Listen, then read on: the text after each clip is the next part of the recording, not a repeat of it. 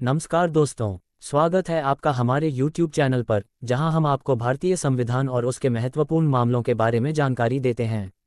आज हम दो बहुत ही महत्वपूर्ण मामलों पर चर्चा करेंगे, शंकरी प्रसाद केस और सज्जन सिंह केस। ये दोनों मामले भारतीय संविधान के इतिहास में एक महत्वपूर्ण मोड़ साबित हुए। तो चलिए शुरू करते हैं। शंकरी प्रसाद केस 1951 में सुप्रीम कोर्ट के समक्ष आया।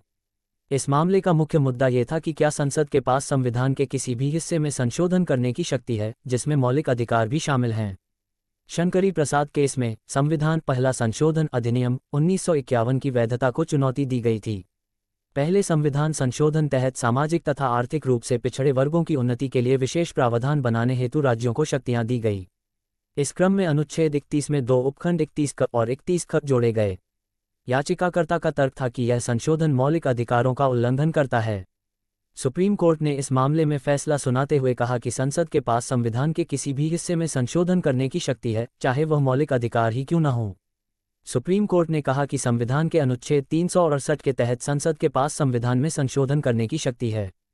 मौलिक अधिकार भी इस शक्ति के अधीन हैं और उन्हें संशोधित किया जा सकता है। सज्जन सिंह केस 1965 में सुप्रीम कोर्ट के समक्ष आया। इस मामले में फिर से संविधान में संशोधन की शक्ति पर सवाल उठाया गया।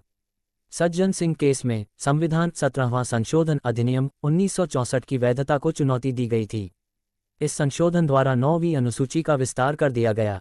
याचिकाकर्ता का तर्क था कि यह संशोधन मूल संरचना बेसिक स्ट्रक्चर सिद्धांत का उल्लंघन करता है। सुप्रीम कोर्ट ने शंकरी प्रसाद केस के फैसले को बरकरार रखते हुए कहा कि संसद के पास संविधान के किसी भी हिस्से में संशोधन करने की शक्ति है। सुप्रीम कोर्ट ने फिर से संसद की संशोधन शक्ति को मान्यता दी और कहा कि संविधान के अनुच्छेद 368 के तहत संसद मौलिक अधिकारों को भी संशोधित कर सकती है। हालांकि इस मामले में जस्टिस हिदायतुल्लाह और जस्टिस जे.सी. शाह ने इस फैसले से असहमति जताई और कहा कि मौलिक अधिकारों का संरक्षण आवश्यक है।